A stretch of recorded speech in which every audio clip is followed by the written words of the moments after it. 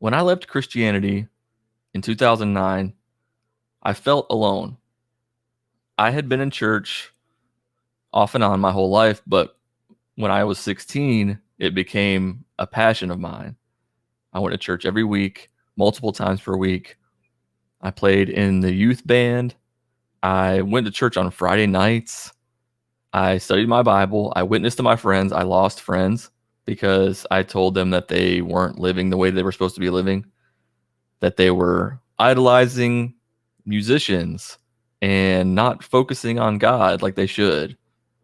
I lost one of my best high school friends around age 18 or 19 because of religion, because I was doing what I thought I needed to be doing and telling him, this is how you should live.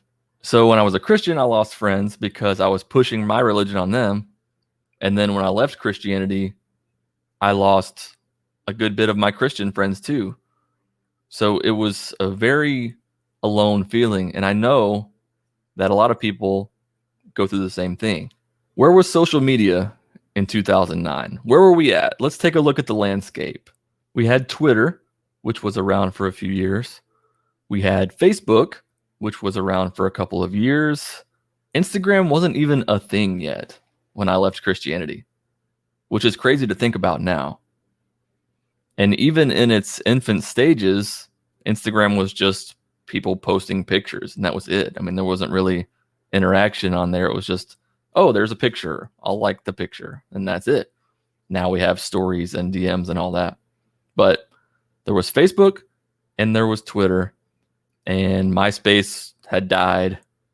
Was MySpace still a thing in 2009? I don't think so. I think it was pretty much dead or dying.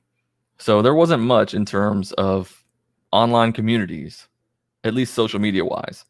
YouTube had recently come into existence just a few years earlier, but again, it's just a place to come watch videos, and that's it. There was no feeling of community. That was something that was severely lacking for me.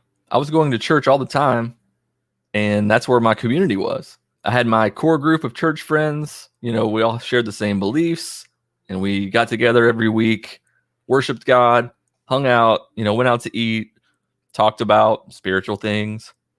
And then just like that, I lost all of it. If you left Christianity around that same time, then you know exactly what I'm talking about. But for the people who are leaving now, I think there's a much better opportunity to connect with like-minded people online that just wasn't there a decade ago. I know that I wish there was something like what we have now back then.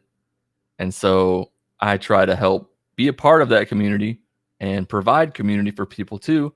In this video, I'm going to list off some of the best places to find community for atheists and people who have left Christianity. Number one on that list for me is Instagram. Instagram has become a powerhouse for connecting to people who are like you. It's awesome because, you can DM people, you can voice message people, you can post your own content. Hashtags make it easy to find similar content to yours. It's really one of the best places, and especially for the ex-Christian, ex-evangelical community. It's awesome. There's a great group of people there who are creating content and just interacting with content, sharing their experiences. It's great. Whether you're looking for memes or informative posts or just posts that you can relate with, you can also follow hashtags there. So you see posts from people who you're not even following, but use that hashtag, which sometimes that works against the hashtags because you have Christians who are trying to evangelize using atheist hashtags or ex-Christian, ex-evangelical hashtags. So that's not the best. But I know that some atheists are also guilty of using Christian hashtags, so it goes both ways. Number two, Twitter. Twitter is the OG. I love Twitter. I've always loved Twitter. It is the best place for breaking news of any kind or finding something related to a subject. You can search terms, you can search hashtags, you can see trending topics, and all the people you're following are usually tweeting about the things that are going on right now. So it's very up to date. Twitter is also like a second home for YouTubers, it seems like. So if you follow somebody on YouTube, most likely they're going to be pretty active on Twitter. It's a good place to tweet out links, That's one negative about Instagram. It's not super easy to post your links. You can put a link in your bio, or you can put several links in your bio if you use Linktree or something like that. But Twitter, you can just actually post directly the link and everybody can see it. Everybody who follows you, or if you put hashtags down there, it makes it easier to find too. So that's a great way to get your content out there. It's also a great place if you post a lot, because if you go on Instagram and try to just post and post and post and post, it's going to get on people's nerves, because it's going to show up so much in their feed that they're either going to unfollow you or block you or restrict you or mute you or whatever. But on Twitter, that's kind of the norm. Everybody posts a lot every day, which is maybe a negative also, because your stuff can kind of get lost in the shuffle, but it's still a great place to connect. Very searchable social media platform. Number 3, podcasts. Podcasts are a great way for content creators to connect with their audiences, because oftentimes podcasts are listened to on the drive to work. So it's not like they're just going to turn it off. It's not like watching a video or something where you're just going to quickly lose interest. It's not like you're scrolling on your phone where you're just going to go to the next thing. If you're listening to a podcast, you're likely going to listen to the whole thing or most of it. And you're going to get to go deep with the host and learn more about them, learn more about their viewpoints. And I think that's a great way to connect with community, especially through places like Patreon, because if you really like a podcast host or whatever, you can also connect with them further through places like Patreon, where they offer even more community or extra episodes, things like that. And yeah, I think everybody's starting a podcast these days, but still, there are about 1 million podcasts out there versus about 60 million YouTube channels. So it's still relatively small. Podcasts are great because people often bring guests on, and those guests can give more info, more insight, a different perspective, a different point of view. So that's another great form of community. Number 4 is YouTube. YouTube used to just be pre-recorded videos and that's it. But now YouTube has really jumped on the live stream bandwagon. So a lot of people do live streams weekly, monthly, or whatever. And it's a great place to meet people like you too. I could start a live stream and I could connect with people in the chat while I'm doing the stream. And it's not just for the people making the video, of course.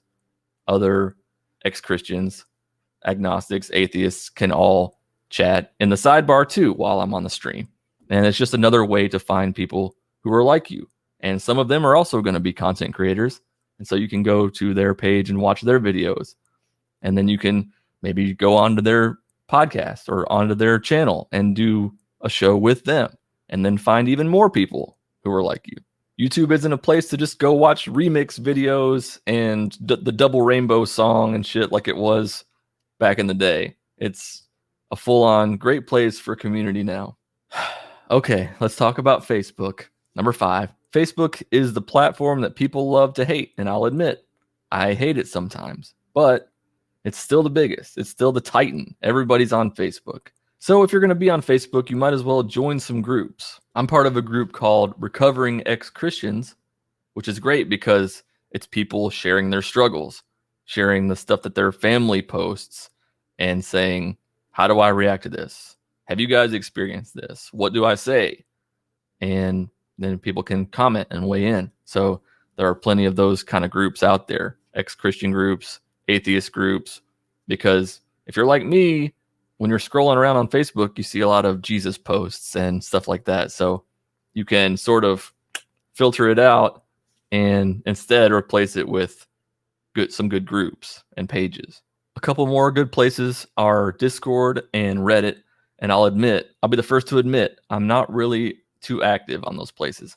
I go to Reddit sometimes, like mainly if I type something into Google, it'll pop up Reddit. And so I'll go read what people are saying there. Discord for me is a little busy, a little bit intimidating at first. And I think a lot of people say that that's the case, but you can join people's Discords. And I'm part of one called Let's Talk Religion, which is run by the guys over at the Atheist Roundtable. The way that Discord is set up is there are text channels based on certain topics. There are also voice channels on Discord where you can go in there and actually talk to people who are on at the same time as you. And I'm probably going to get roasted by the gaming community who's like, we've been on Discord for years. Look at you, you noob. You don't even know what Discord really is. And that's fine. In addition to all of these online platforms to meet people who are like you can also go through meetup.com and find groups in your area where you can actually go talk to people in person. Remember when we used to be able to do that?